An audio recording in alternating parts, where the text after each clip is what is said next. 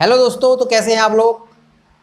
आज हम पढ़ने वाले हैं प्रेजेंट इंडेफिनिट टेंस के अफर्मेटिव सेंटेंस या सिंपल प्रेजेंट टेंस के वाक्यों की अंग्रेजी कैसे बनाई जाती है।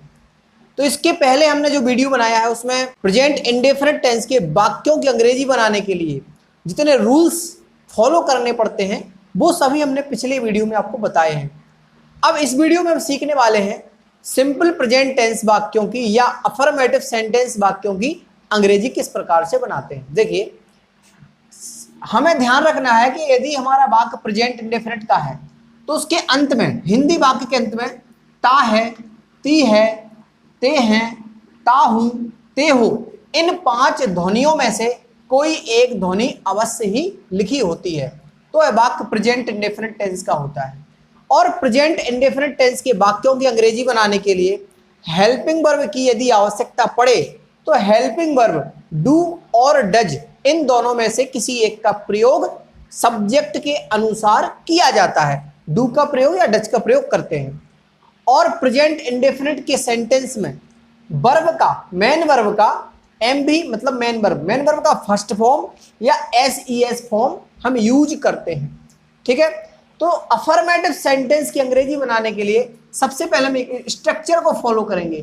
तो हमारा स्ट्रक्चर होगा कि सबसे पहले हम क्या लिखेंगे, सब्जेक्ट, इसके बाद वर्ब का फर्स्ट फॉर्म या एस फॉर्म यूज करेंगे, इसके बाद लिखेंगे हम ऑब्जेक्ट, इसके बाद अदर वर्ड्स, यदि इनके अलावा सब्जेक्ट वर्ब ऑब्जेक्ट के बाद यदि कोई चीज बचती है तो उसको अदर वर्ड्स कहा जाता है और इसके बाद एक फुल स्टॉप लगाया जाता है।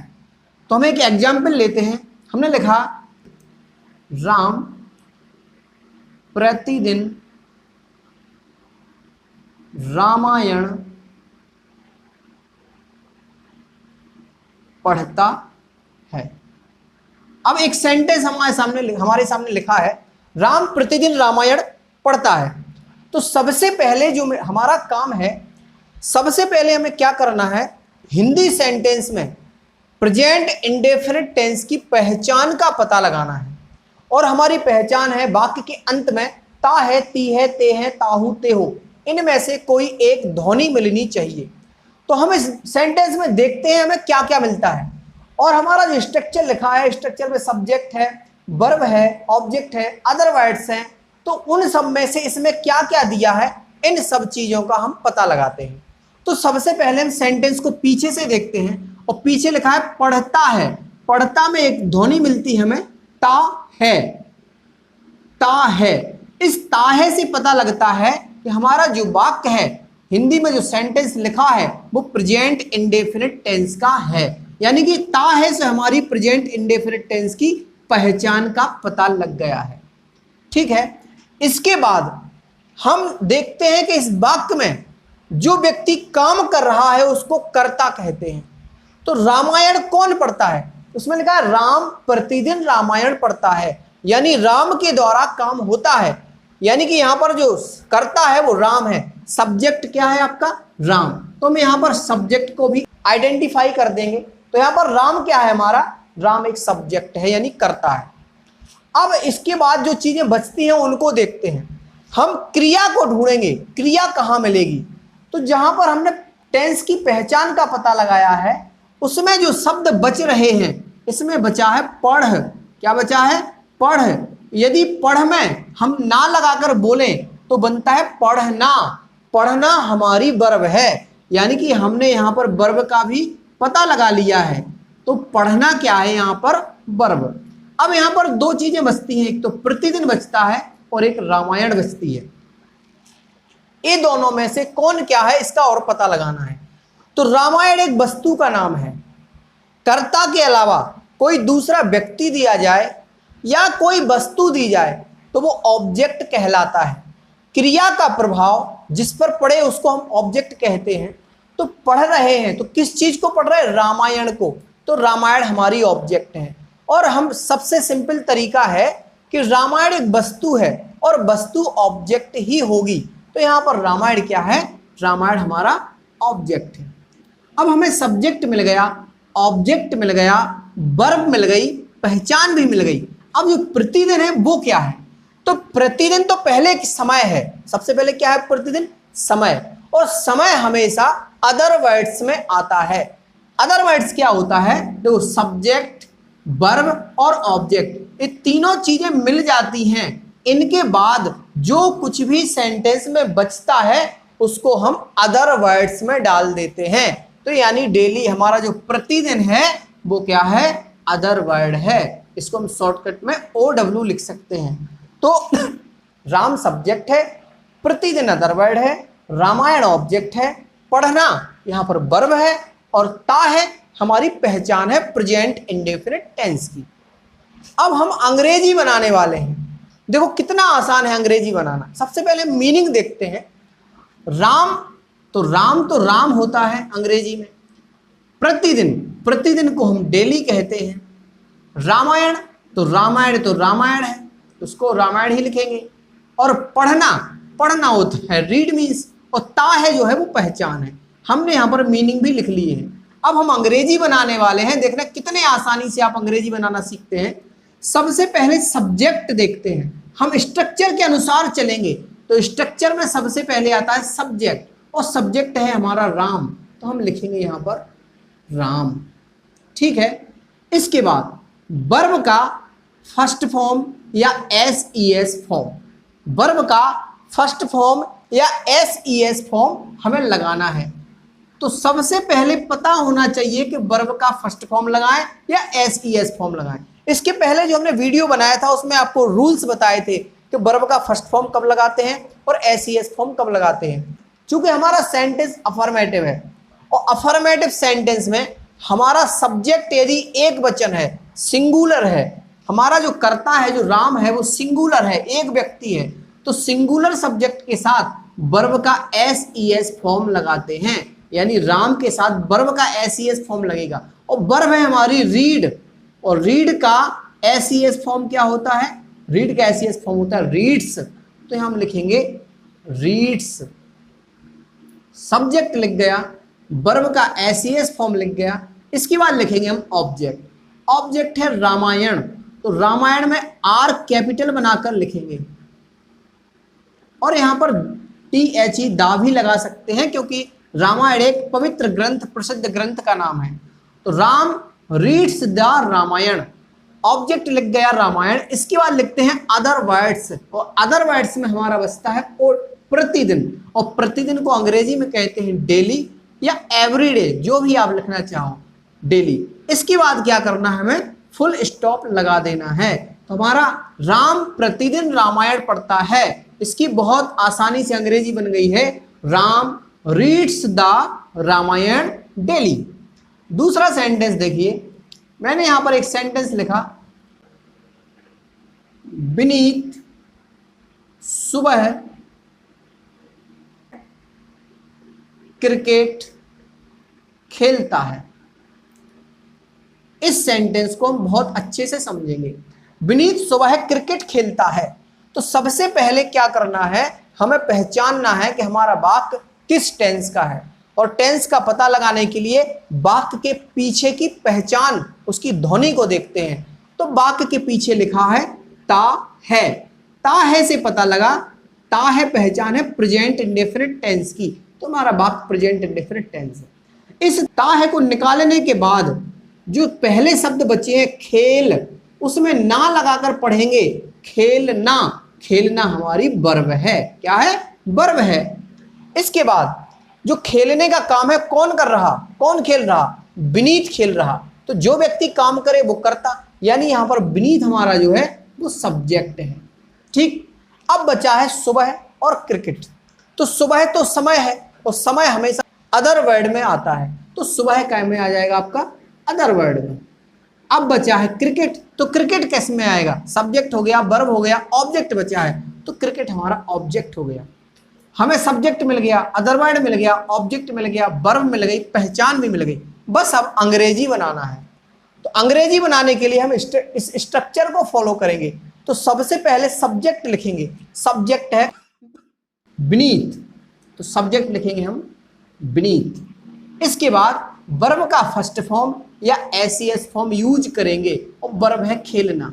अब beneath हमारा सिंगुलर सब्जेक्ट है, एक वचन करता है, इसलिए वर्ब का एस फॉर्म लगाएंगे। तो प्ले मीन्स खेलना, और प्ले का एस फॉर्म प्लेज होता है, beneath प्लेज। इसके बाद लिखते हैं ऑब्जेक्ट। ऑब्जेक्ट यहाँ पर क्रिकेट है, तो क्रिकेट लिखेंगे। क्या लिखेंगे? क्रिकेट। इसके बाद लिखते हैं अदर वर्ड्स। अदर वर्ड्स से सुबह, तो सुबह को लिखते हैं इन द मॉर्निंग। क्या लिखते हैं? In the morning. इसके बाद लिखते हैं फुल स्टॉप, तो फुल स्टॉप लगा देते हैं। हिंदी का फुल स्टॉप आपका ये होता है और अंग्रेजी का फुल स्टॉप आपका ये होता है। तो कितने आसानी से आपने सीखे हैं अफर्मेटिव सेंटेंस की अंग्रेजी बनाना। अब हम अफर्मेटिव सेंटेंस में ऐसे वाक्य को लेते हैं जिसमें प्लूरल सब्जेक्ट हो। देखिए, हम शाम को बाजार जाते हैं। हम शाम को बाजार जाते हैं। इस सेंटेंस में सबसे पहले हम पहचान देखते हैं कौन सा टेंस है। तो वाक्य के अंत में देखते हैं ते हैं लिखा है। क्या लिखा है? ते हैं, जो कि पहचान है प्रेजेंट इंडेफिनिट टेंस की। ता है, ती है, ते हैं, तो ते हैं में लगाया जो प्रेजेंट इंडेफिनिट टेंस की पहचान। अब ते हैं के पहले बचा है जा। क्या बचा है? जा। तो जा को हम ना लगाकर पढ़ेंगे, जा ना। जाना हमारी वर्ब है।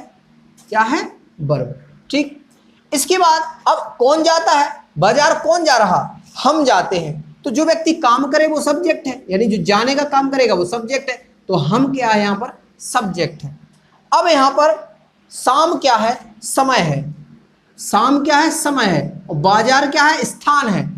और यहाँ पर स्थान और समय दोनों को ही अदर वर्ड में रखा जाता है, यानी कि शाम भी आपका अदर वर्ड है और बाजार भी अदर वर्ड है। इसमें हमें ऑब्जेक्ट नहीं मिला है।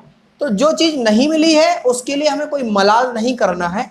हमारे पास जो है हम उसका यूज करेंगे और सेंटेंस की अंग्रेजी बनाएंगे। देखो, तो सबसे पहले हमें लिखना है सब्जेक्ट। सब्जेक्ट है हम को अंग्रेजी में बोलते हैं बी। क्या बोलते हैं? WE, be. तो हमने लिखा है बी। इसके बाद वर्ब का फर्स्ट फॉर्म या वर्ब का SES फॉर्म लगाना है। तो इसका निर्णय कौन करेगा कि फर्स्ट फॉर्म लगाएं SES फॉर्म? इसका निर्णय सब्जेक्ट का नंबर करेगा, सब्जेक्ट का वचन करेगा। तो सब्जेक्ट हमारा प्लूरल है। प्लूरल सब्जेक्ट में आई, बी, यू, दे, ये सभी प्लूरल सब्जेक्ट में आते हैं। तो बी प्लूरल सब्जेक्ट है, इस कारण से वर्ब का फर्स्ट फॉर्म लगाएंगे। प्लूरल सब्जेक्ट के साथ फर्स्ट फॉर्म लगता है। तो यहां पर वर्ब है जाना। वर्ब क्या? जाना। जाना गो। तो गो का फर्स्ट फॉर्म क्या होता है? गो। Be go. इसके बाद ऑब्जेक्ट। ऑब्जेक्ट तो हमारे सेंटेंस में है ही नहीं, और जब ऑब्जेक्ट नहीं है तो हम नहीं लगाएंगे। इसके बाद है अदर वर्ड। अब समस्या है कि अदर वर्ड हमारे पास दो हैं, एक तो शाम है और एक बाजार है। तो जब ऐसी समस्या हो कि दो अदर वर्ड हो, एक स्थान हो और एक समय हो, तो स्थान को पहले लिखा जाता है, यानी कि मार्केट को पहले लिखेंगे। लेकिन एक नियम होता है कि अगर क्रिया गो है तो और स्थान का नाम है तो बीच में टू और लगाना पड़ेगा। तो बी गो टू मार्केट। इसके बाद लिखेंगे हम शाम को। शाम को के लिए इन द इवनिंग या एट इवनिंग, दोनों में से कुछ भी लिख सकते हैं। तो लिखेंगे एट इवनिंग, और इसके बाद क्या करेंगे? फुल स्टॉप लगाएंगे। तो इस सेंटेंस में आपने समझा है कि यदि हमारा सब्जेक्ट बहुवचन है तो वर्ब का फर्स्ट फॉर्म लगाते हैं, और इन दोनों में हमारा सब्जेक्ट एक वचन था तो वर्ब का SES फॉर्म हमने लगाया था। हम अगला सेंटेंस देखते हैं। मोहिनी दिल्ली में रहती है। तो सबसे पहले वाक्य के अंत की ध्वनि को देखते हैं। वाक्य के अंत में लिखा है ती है, और ती है हमारी प्रेजेंट इंडेफिनिट टेंस की पहचान। इस ती है से हमें पता लगा है कि सेंटेंस प्रेजेंट इंडेफिनिट का है। ती है के पहले लिखा है रह। क्या बचा है? रह। और रह को ना लगाकर पढ़ेंगे, रहना। तो रहना हमारी वर्ब है। क्या है? वर्ब। कौन रहता है दिल्ली में? मोहिनी। तो मोहिनी यहाँ पर सब्जेक्ट है। दिल्ली स्थान है और स्थान को अदर वर्ड माना जाता है। ठीक है। अब हम इसकी अंग्रेजी बनाने के लिए क्या करेंगे? सबसे पहले सब्जेक्ट लिखते हैं। सब्जेक्ट है मोहिनी, तो हम सबसे पहले लिखेंगे मोहिनी।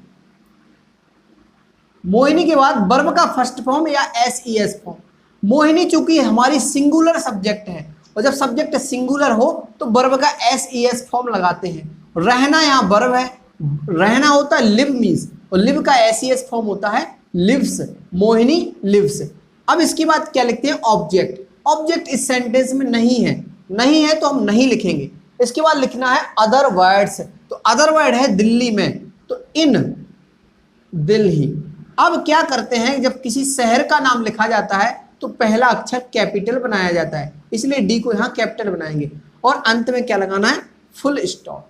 अब एक सेंटेंस और देखो जिसमें आपका प्लूरल सब्जेक्ट होगा, सभी छात्र या सभी बालक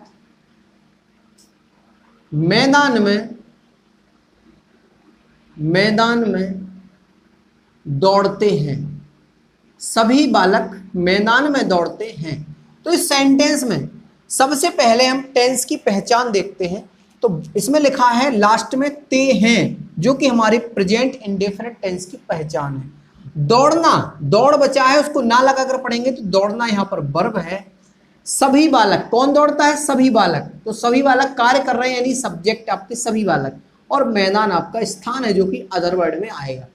अब हम इसकी अंग्रेजी बनाएंगे, तो सबसे पहले क्या लिखना है, सब्जेक्ट, तो सब्जेक्ट है सभी बालक, ऑल बॉयज या ऑल द बॉयज। इसके बाद वर्ब का फर्स्ट फॉर्म या एस फॉर्म। अब यहाँ पर जो हमारा सब्जेक्ट है वो प्लूरल है, और प्लूरल सब्जेक्ट होता है तो वर्ब का फर्स्ट फॉर्म लगाते हैं, यानी वर्ब थी हमारी दौड़ना, और दौड़ना होता है रन मीन्स, रन का फर्स्ट फॉर्म क्या होता है, रन होता है। इसके बाद ऑब्जेक्ट, इसमें ऑब्जेक्ट कुछ है ही नहीं, तो अदर वर्ड, अदर वर्ड है मैदान में, इन द ग्राउंड, और इसके बाद क्या लगाना है, फुल स्टॉप।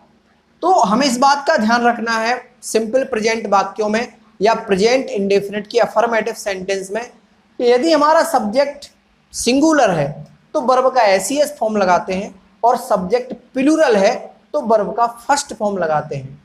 ठीक है, तो यहाँ पर हमने आपको बहुत विस्तार से प्रेजेंट इंडेफिनिट के अफर्मेटिव सेंटेंस के हिंदी वाक्यों की अंग्रेजी बनाना बताया है।